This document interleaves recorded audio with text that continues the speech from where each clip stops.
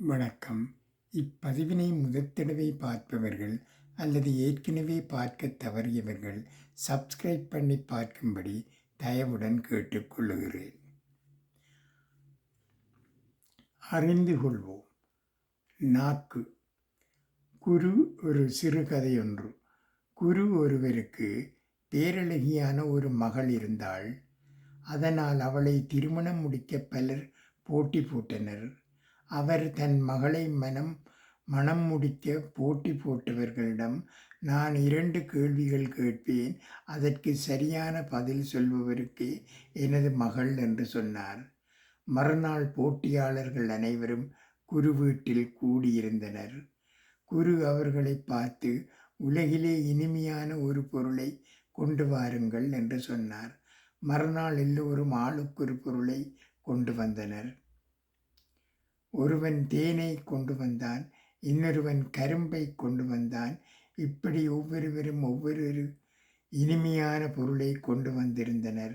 வரிசையில் கடைசியாக குருவின் ஒரு ஏழை சிஷ்யனும் நின்றிருந்தான். குரு அவனை பார்த்து, நீயுமா என்று ஆச்சரியமாக கேட்டார். சீடன், நான் உங்கள் மகளை காதலிக்கிறேன் என்று சொன்னான். குரு, நீ என்ன கொண்டு வந்திருக்கிறாய் என்று கேட்டார். சீடன் தான் கொண்டு வந்திருந்த சிறிய பெட்டியை திறந்து காட்டினான். அதனுள் ஒரு ஆட்டின் நாக்கு இருந்தது. குரு அதை பார்த்து அதிர்ச்சி அடைந்தார். குரு, என்ன இது, எதற்காக இதை கொண்டு வந்தாய் என்று கேட்டார். சீடன், குருவே, நீங்கள் உலகிலேயே இனிமையான பொருளை கொண்டு வரச் சொன்னீர்கள். நாவை விட உலகில் சிறந்த பொருள் வேறு ஏது? மனிதனுடைய நாவை கொண்டு வர முடியவில்லை. அதனால்தான் குறியீடாக ஆட்டின் நாவை கொண்டு வந்தேன். நாவிலிருந்துதான் இனிமையான சொற்கள் வருகின்றன. அதை சோகத்தில் இருப்பவன் கேட்டால் சந்தோஷம் அடைகிறான், நோயாளி கேட்டால் குணமடைகிறான் என்றார். குரு, நீ இதில் வெற்றி அடைந்தாய், வாழ்த்துக்கள் என்று சொன்னார். சீடன் அடுத்த கேள்வி என்ன என்று கேட்டான்.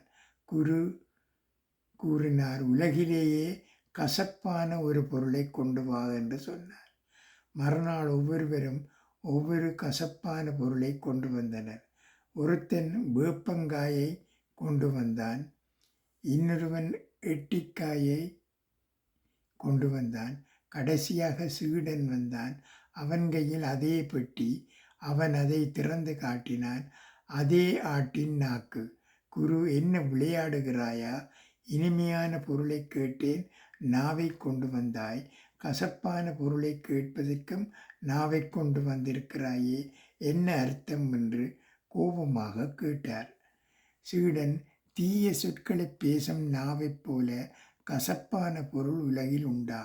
அதில் இருந்து வரும் சொற்களை கேட்டால் மகிழ்ச்சியாயிருப்பவனும் துயரம் கொள்கிறான், நட்பாக இருப்பவனும் பகையாக மாறுகிறான். எனவே நாக்குத்தான் உலகிலேயே கசப்பான பொருள் என்று சொன்னான். சீடனின் அறிவைக் கண்டு வியந்த குரு தான் மகளை அவனுக்கே மனம் முடித்து கொடுத்தார். நாக்கு ஒரு அற்புத பொருள். சொர்க்கத்தின் திறவுகோலும் அதுதான், நரகத்தின் வாசல்படியும் அதுதான். நன்றி, வணக்கம்.